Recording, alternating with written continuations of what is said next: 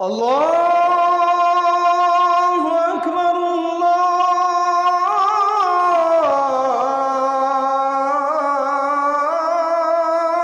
আকবার।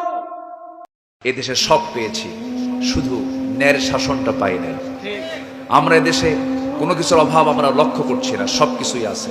আমার দেশে কি নাই? আমার দেশের মাটি সোনার চেয়েও খাঁটি। কাতারে গিয়েছিলাম বছর দুয়েক আগে। ছোট্ট একটা দেশ, কিছুক্ষণ ঘুরলেই দেশ শেষ হয়ে যায়, কিন্তু গোটা পৃথিবীর 1 নম্বর ধনী রাষ্ট্র হলো কাতার। কেন? আল্লাহ পাক গোটা কাতারকে তেল দিয়ে ভাষায় রেখেছেন। কি দিয়া? তেল আর সোনা দিয়ে ভাষায় রেখেছেন।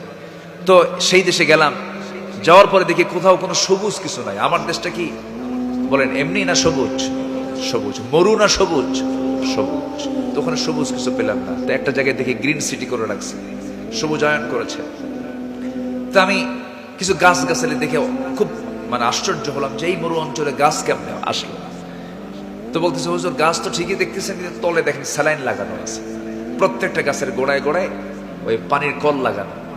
পানি সকাল বিকাল ঢালা হয়, আর বিকেল বেলা করে হেলিকপ্টার দিয়ে উপর থেকে আবার স্প্রে করা হয়। পানির স্প্রে করে কোনো মতো স্যালাইন সহ উপরের পানি টেনে দিয়ে যেন হার্ট স্ট্রোক না করে, গাছগুলোকে তাজা করে রাখা হয়।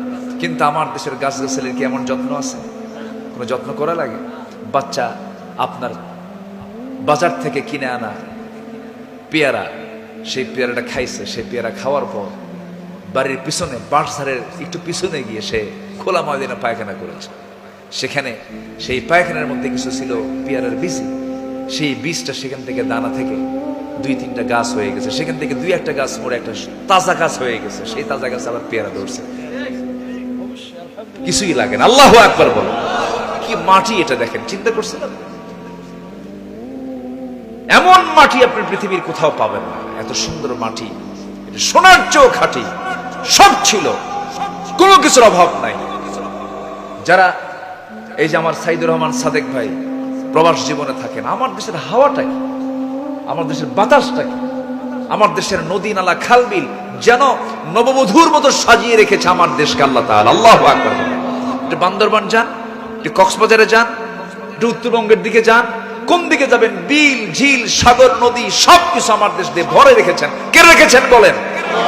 সব কিছুই ছিল। তেলের খনি, গ্যাসের খনি, স্বর্ণের খনি, কলের খনি, সব খনি আছে। কিন্তু একটা খনি আমার দেশে সবচেয়ে বেশি হলো চোরের খনি।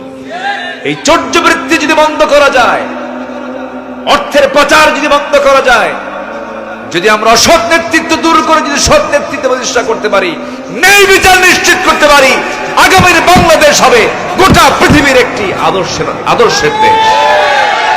আল্লাহ পাক কেমন একটি আদর্শ রাষ্ট্র গড়ার তৌফিক এই জাতিকে উপহার দিন। এই জাতিকে গড়ার তৌফিক দান করুন।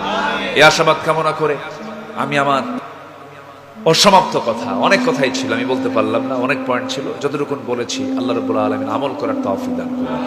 জোরে বলি আল্লাহুম্মা আমিন। সবাই ফজর পড়বেন তো ইনশাআল্লাহ।